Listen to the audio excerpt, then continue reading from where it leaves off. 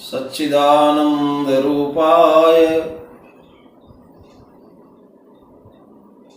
विश्वोत्पत्त्यादि Hathaway तापत्रय विनाशाय श्रीकृष्णाय वयं नमः।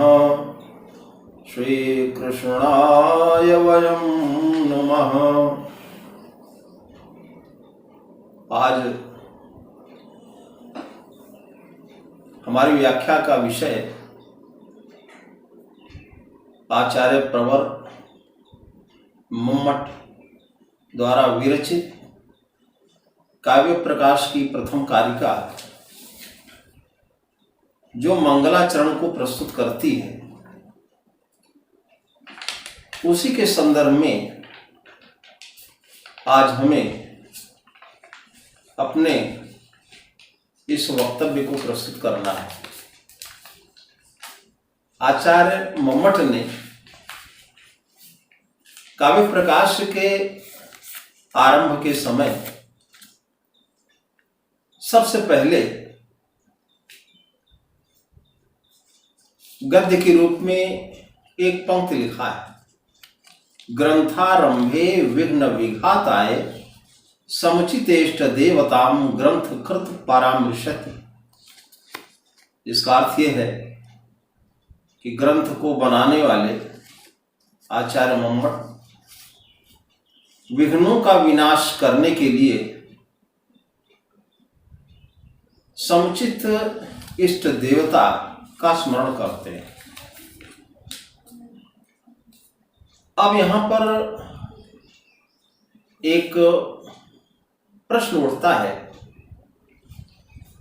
कि इस मंगलाचरण की कारिका में किस प्रकार के मंगलाचरण का प्रयोग किया है। इसके संदर्भ में कई बार मैंने चर्चाएं किया है। शास्त्र के अंतर्गत मंगलाचरण का त्रिविध विधान किया गया है। आदौ नमस्क्रियाशीर्वा वस्तु निर्देश एवं वा। आरंभ में या तो किसी को नमस्कार किया जाए या आशीर्वाद दिया जाए या कथा वस्तु का निर्देश किया जाए। आचार्य मम्मट की जो ये प्रथम कारिका है, नियतिकृत नियम रहिताम ह्लादैकमयी मनन्य परतंत्राम नवरस रुचिराम निर्मित मादधति भारती कबीर जयति।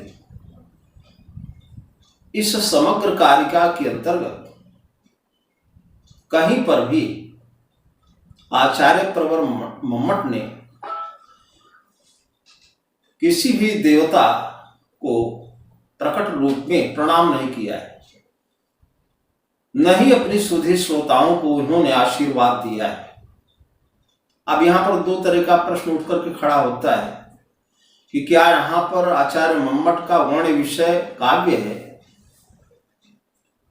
तो उस वस्तु का निर्देश कर रहे हैं, अथवा यहां पर जयति पद के द्वारा आचार्य मम्मट के द्वारा इस कारिका में सरस्वती विषयक प्रणाम को सूचित किया है। इन दोनों प्रश्नों के चलते मैंने देखा कि आचार्य मम्मट ने काव्य प्रकाश की इस कारिका की व्याख्या के पश्चात जो वृत्ति वाला भाग दिया है उसमें स्पष्टता लिख दिया है, जयतीत्यर्थेन च नमस्कार आक्षिप्यते इति ताम प्रत्यस्मै प्रणत इति लभ्यते। भारती कबीर जयति ये कारिका है और उसमें जयति पद आया है। निर्मितिम आदधति, निर्मितिम निर्माण, निर्मिति क्या है? निर्माण है। और कवि का निर्माण क्या है? उसका काव्य है। तो ऐसे निर्माण को धारण करती हुई भारती अर्थात सरस्वती जय को प्राप्त होती है। तो आचार्य मम्मट ने यहां पर प्रस्तुत कर दिया कि जयति पद के द्वारा यहां पर सरस्वती के प्रति मैं प्रणत हूं, इस प्रकार से प्रणाम सूचित होता है। यहां सुस्पष्ट हो जाता है कि इस कारिका के अंतर्गत आचार्य मम्मट ने मंगलाचरण के प्रथम बिंदु, जिसमें नमस्क्रिया आदौ नमस्क्रिया आशीर्वाद वस्तु निर्देश एवं, यहां पर नमस्कारात्मक परंपरा का निर्वाह किया है। इसी के संदर्भ में थोड़ा सा और हम चर्चा कर दें। जैसे संस्कृत के छात्रों के मध्य में बड़ा भ्रम रहता है कि कहाँ हम पद्य कहें, कहाँ पर हम कारिका कहें। इसके विषय में थोड़ा सा हम चर्चा कर देना चाहते हैं। निस्संदेह यह श्लोक है, नियतिकृत नियम रहिताम क्लादैकमयी मनन्य परतंत्राम नवरस रुचिराम निर्मित मादहति भारती कबीर जयति।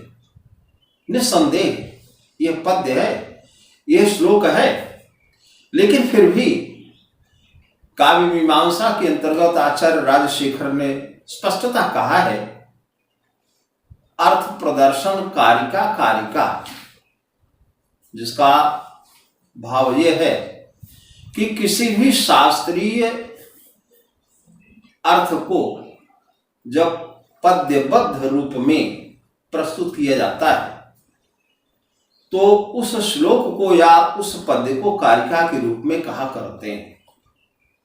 आचार्य मम्मट के द्वारा प्रस्तुत की गई मंगलाचरण की इस कारिका के अंतर्गत दो प्रकार की सृष्टियों की ओर ध्यान आकृष्ट किया गया है। एक ब्रह्मा के द्वारा बनाई गई सृष्टि,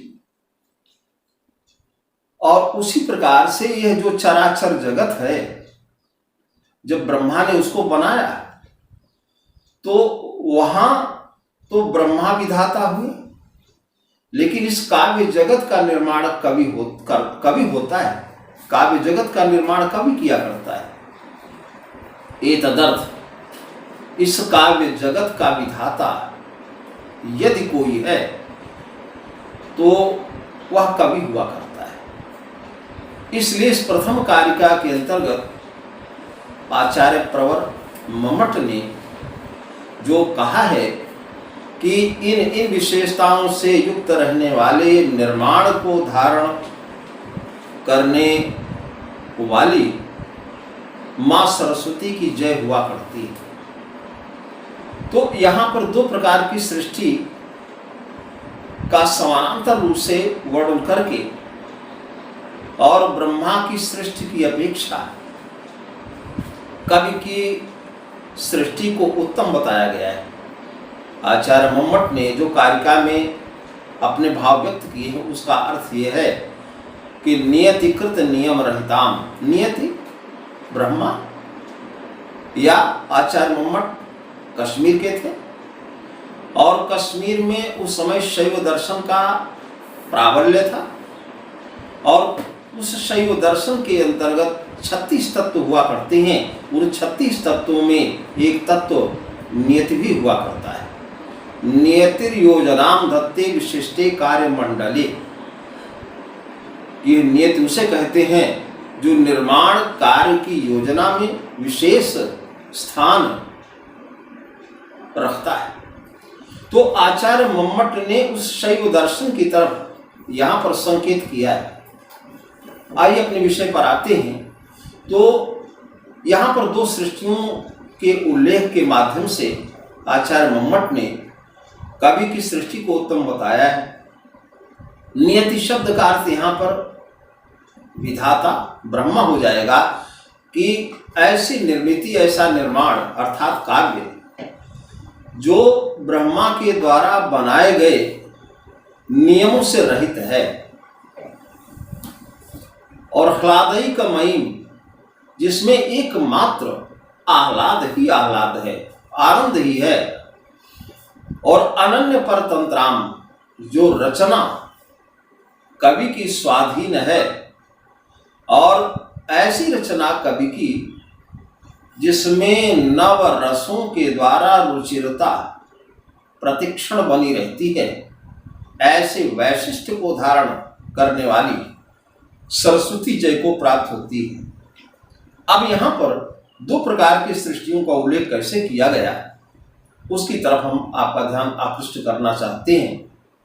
प्रथम बिंदु है नियतिकृत नियम रहताम, ब्रह्मा के द्वारा बनाए गए नियमों से जो रहित है। तो ब्रह्मा का संसार कैसा है? ब्रह्मा के संसार में सब कुछ नियमबद्ध है, बिना नियम के कोई कार्य नहीं होने वाला है। इसलिए कि ब्रह्मा की जो सृष्टि है यह चार प्रकार की है।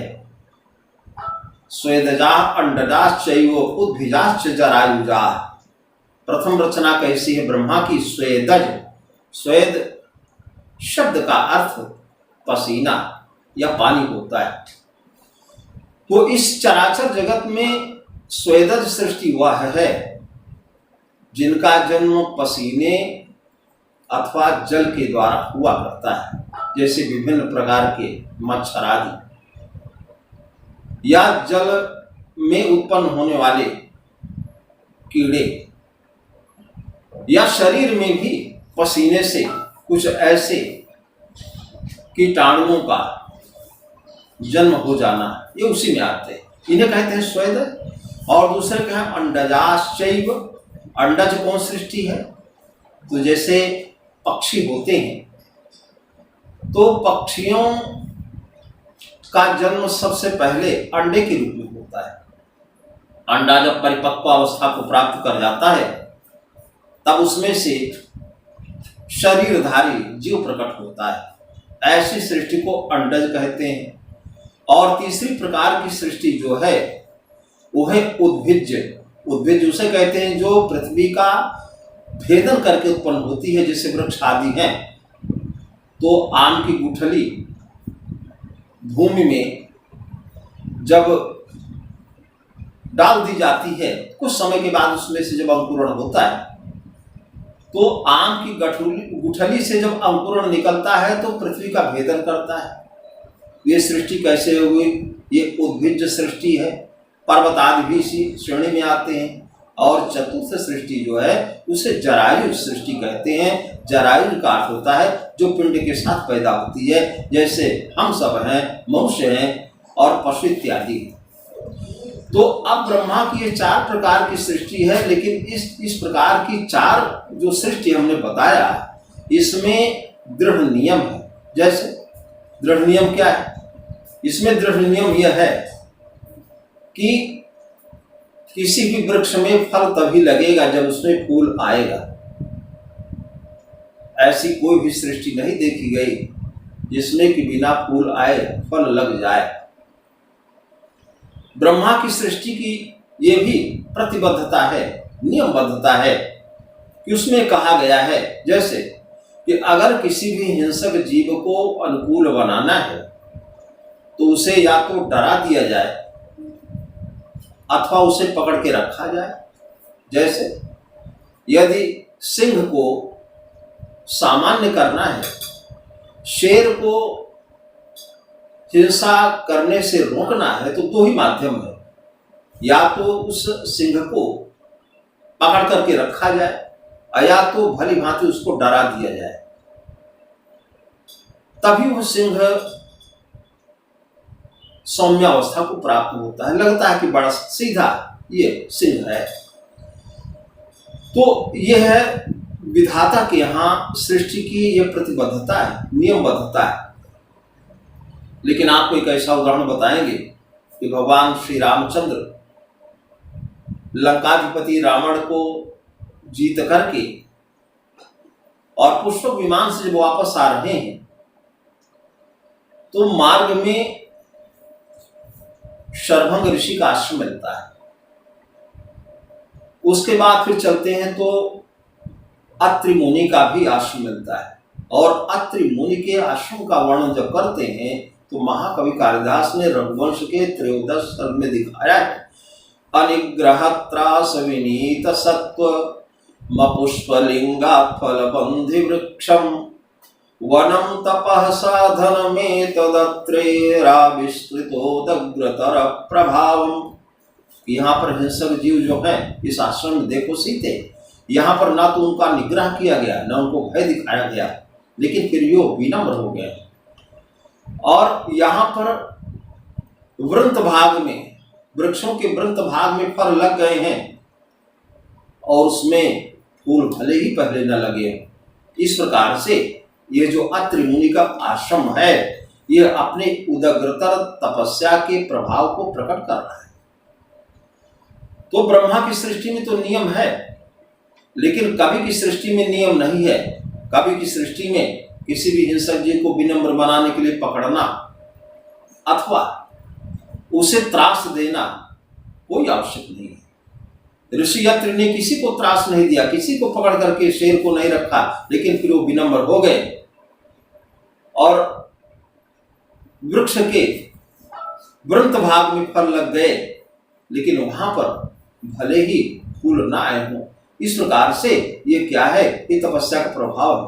तो कवि का प्रभाव ऐसा होता है कि जब वो चाहता है तो अपने काव्य के अंतर्गत ऐसे कार्य को दिखा देता है जो ब्रह्मा की सृष्टि में संभव नहीं है। इसीलिए कहा भी गया है, अपारे काव्य संसारे कविरे का प्रजापति यथास्मै रोचते विश्वम तथेदम परिवर्तते।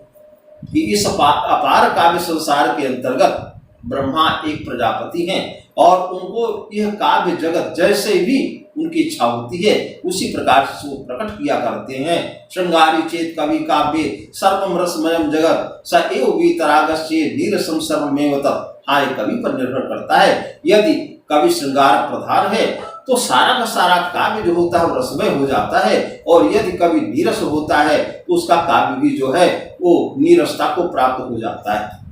बहुत सारे ऐसे नियम आपको बता दें, जैसे कि अगर देखा जाए तो इस संसार में माना गया है, हमारे शास्त्रों में लिखा गया, हमारे साहित्य में भी लिखा गया कि संसार में सर्वोत्तम पदार्थ अगर कोई है तो अमृत है।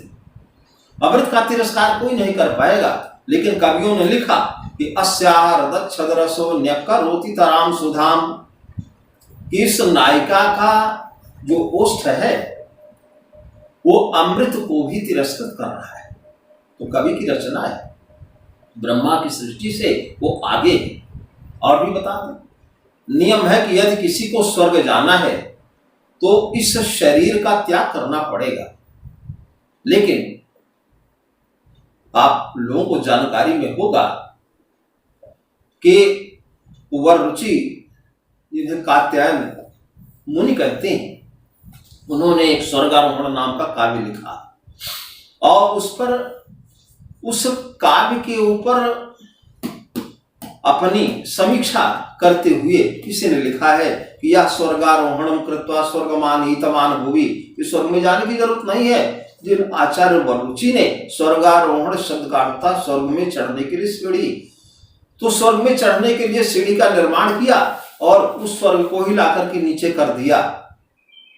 ये कवि के यहाँ तो संभव है, लेकिन ब्रह्मा के यहाँ अगर किसी को स्वर्ग में जाना है तो सबसे पहले तो शरीर का त्याग करना पड़ेगा और उसके बाद जब जाएगा तो वहां पर स्वर्ग मिलेगा। इसलिए सिद्ध हो गया कि दो प्रकार की सृष्टियां हैं, कवि की सृष्टि है और ब्रह्मा की सृष्टि है। लेकिन दोनों प्रकार की सृष्टि में अगर कोई सृष्टि उत्तम है तो खाली कवि की सृष्टि अर्थात काव्य है।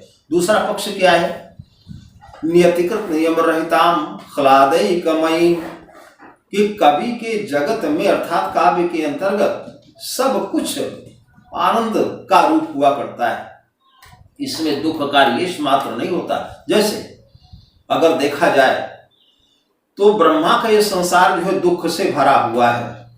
दुखम जन्म, कि संसार में जन्म लेना ही बड़ा दुख है। दुखम मृत्यु,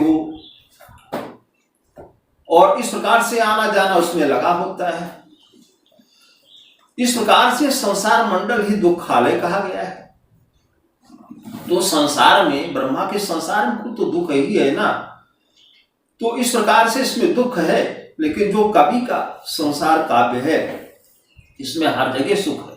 जैसे इस समय लॉकडाउन का समय चल रहा है हर व्यक्ति को कहा गया कि बचने के लिए अपने घर में रहिए। और बड़ा अच्छा अवसर है कि एचआरडी मिनिस्ट्री ने इस समय महर्षि वाल्मीकि के द्वारा विरचित, संत तुलसीदास के द्वारा विरचित या कम रामायण के भाग को लेकर के रामायण का प्रसारण करना शुरू कर दिया। अभी परसों ऐसे कई प्रसंग आए, जैसे महाराज दशरथ का जब शरीर छूटता है तो वहां पर रानियां विलाप करने लगती हैं। और आपने भी अनुभव किया होगा कि उस रामायण को देखते हुए सबके आंखों से आंसू निकलने लगे। आंसू कब निकलता है? दुख की अवस्था में। और वहां पर आंसू जब निकले तो उस निकलने वाले आंसू का एक विशेष आनंद था। आंसू निकले तो, लेकिन उसका एक विशेष आनंद था।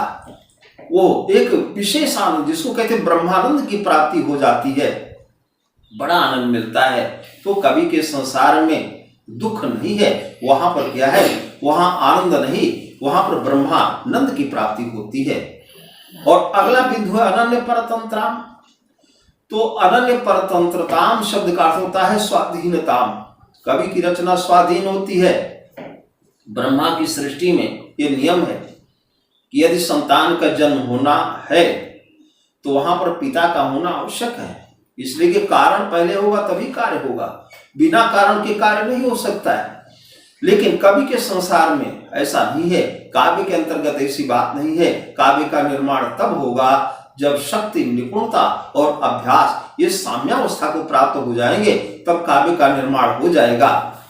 और ब्रह्मा की सृष्टि में अगर देखा जाए तो यहां पर रस है। रस माने जिसे कहते हैं स्वाद के योग्य वस्तुएं।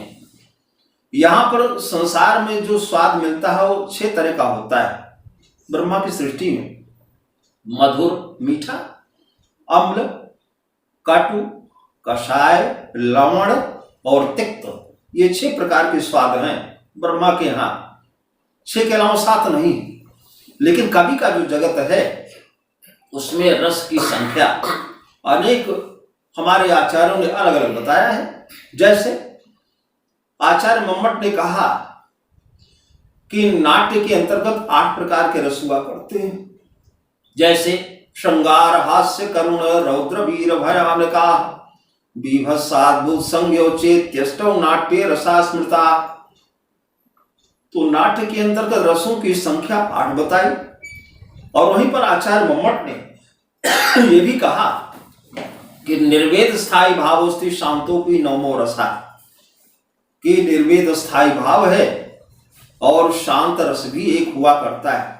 हमारे अनेक आचार्यों ने एक और भी रस की कल्पना किया, वात्सल्य रस, कि कोई माँ होती है और उस अपने वत्स को जब देखती है, अपने बच्चे को, शिष्य को देखती है खेलते हुए, तो उस वत्स को देख करके जो रस उत्पन्न होता है उसे वात्सल्य रस कहते हैं। तो एक वात्सल्य रस भी होता है। हमारे कुछ आदरणीय आचार्यों ने भक्ति रस का भी समावेश किया है।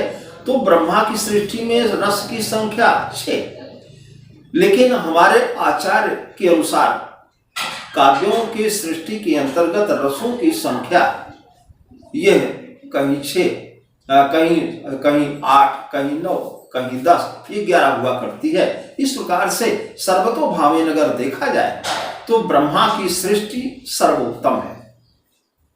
यह आचार्य मम्मट का यहाँ पर भाव है। और आचार्य मम्मट ने अपने नियतिकृत नियम रहिताम सादैकमयी मनन्य परतंत्राम नवरस रुचिराम निर्मित मादरती भारती कवेर जयती, इस कारिका के द्वारा ये सारे भाव प्रकट करके और कवि के काव्य को ही सर्वोत्तम रूप में यहाँ पर प्रकट किया है। आपको मालूम होगा कि ध्वनि तो होने वाला अर्थ 3 प्रकार का होता है, या ध्वनि प्रथम दृष्टया 3 प्रकार की होती है, वस्तु ध्वनि, अलंकार ध्वनि और रसद ध्वनि। वस्तु ध्वनि यह है कि कोई जब वहां पर तथ्य रखा जाता है तो उसी तथ्य के अनुकूल ही कोई वहां पर जब तथ्य प्रकट होता है उसे वस्तु ध्वनि कहते हैं। इस सब कारिका के अंतर्गत आचार्य मम्मट के द्वारा लिखी गई इस कारिका के अंतर्गत जो वस्तु ध्वनि है वो यहाँ पर यही है कि ब्रह्मा की सृष्टि और काव्य ये दोनों यहाँ पर प्रस्तुत हो रहे हैं, लेकिन ब्रह्मा की सृष्टि जो है वो ये उत्तम है। लेकिन यहाँ पर अलंकार ध्वनि क्या है, तो जहां पर अलंकार ध्वनित होता प्रकट रूप में नहीं होता, जैसे मैंने अभी चर्चा किया तो आपको भी लगा होगा कि अगर कोई सृष्टि उत्तम है तो यहां पर ब्रह्मा की सृष्टि उत्तम है। ये हम लोग देखते हैं इसलिए कि ब्रह्मा हमारे आदरणीय हैं, ब्रह्मा का हम आदर करते हैं, हम लोग उन्हीं की संतान हैं। ब्रह्मा को प्रजापति कहा जाता है, हम उनकी संतान। प्रजा शब्द का एक अर्थ संतान भी होता है, तो हम लोग उनकी संतान हैं। और इस प्रकार से इन ब्रह्मा की सृष्टि एक हो गई, वो उत्तम मानी जाए, जिसे उपमान कहा जाए। और जो कवि की सृष्टि काव्य है इसे उपमेय कहा जाए, तो जहां उपमान और उपमेय की समानता होती है वहां पर तो उपमा अलंकार होता है, और जहां संभावना प्रकट की जाती है वहां तो उद्रेक्षा अलंकार होता है, और जहां पर आरोप का भाव होता है वहां पर रूपक अलंकार होता है। लेकिन यहां पर जो ब्रह्मा की सृष्टि है जो उपमेय के रूप में है और उपमान के रूप में, हाँ, जो ब्रह्मा की सृष्टि यहां पर उपमान के रूप में है, उत्तम रूप में है, श्रेष्ठ है। लेकिन यहां पर जो उपमेय के रूप में कवि का काव्य है यही ज्यादा आगे है, तो उपमान की अपेक्षा जहां पर उपमेय का वर्णन किया जाता है वहां पर आचार्य मम्मट ने स्वयं स्वीकार किया उपमानाद्यदन्यस्य व्यतिरेका स एव सा, कि जहां पर उपमान की अपेक्षा उपमेय का वर्णन किया जाता है वहां पर व्यतिरेक अलंकार होता है, तो यहां पर व्यतिरेक अलंकार ध्वनि भी प्रकट है।